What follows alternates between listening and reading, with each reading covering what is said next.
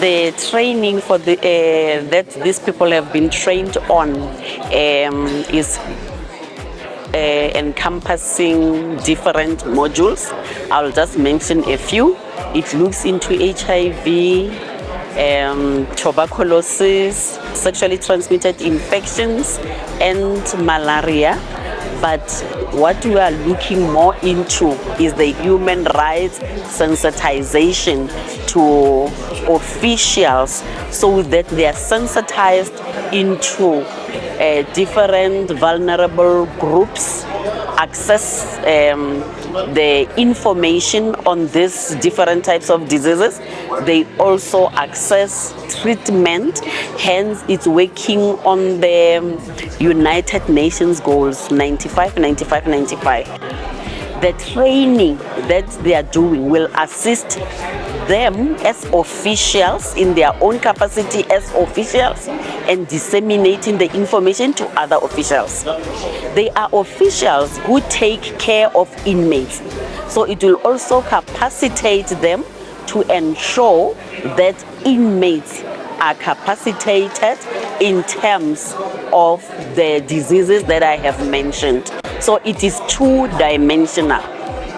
That's why even the partnership in the team is healthcare services, which is care program for inmates, and it is also human resource development, which is development for all officials. We have been fortunate to get funds to support the prevention work through Global Fund, which is under AFSA. We are allocated as a sub-recipient of that fund.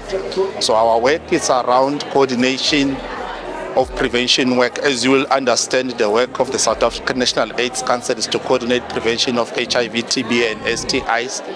Part of the implementation, which is guided by the National Strategic Plan, aligned to the National Human Rights Plan. We have been tasked with the responsibility of capacity building for the Department of Correctional Services and other relevant departments that have been doing it.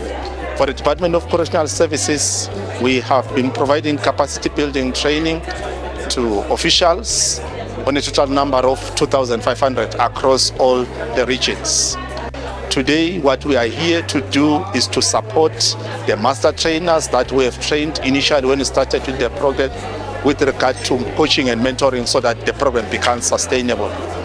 We envisage that the activity or the lesson that we are going to be doing today, we will be able at the end of the day to have officials that will be able to roll out the training continuously, and we are looking forward to sustaining of this program, because what usually happens is that the coordination of these activities will usually is donor funded, and sustainability then will rely on the relevant departments, in this instance the Department of Correctional Services.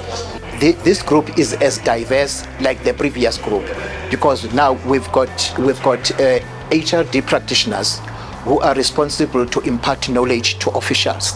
We have our nurses that are responsible for the health of offenders. We've got EAPs that are dealing specifically with people that are directly affected by the disease. So all of us will have them a role to play in terms of making sure from HRD side, because we are responsible to impart knowledge to officials. We continue to bring this awareness that HIV still lives. It is still among us. We have to continue to live a lifestyle that seeks to make sure we minimize the transmission, understand, and promote abstinence and protection if people happen to engage in sexual intercourse. So nurses that we have here, subject matter experts, they are gaining more knowledge and sharing that knowledge with some of us who are not expert in the subject matter, so as to get more clinical or scientific understanding of this virus, so that when we share that information with our fellow colleagues, we are effective. So far, as a facilitator, I've gained a lot, because already we have been introduced on the monitoring and as of how are we going to roll out the program. So being given the opportunity to present the session so far. I believe that the audience are in a wherein they can be able to communicate about the diversity, HIV and STI. I believe that at the end of this session I will be able to have more understanding about the human rights.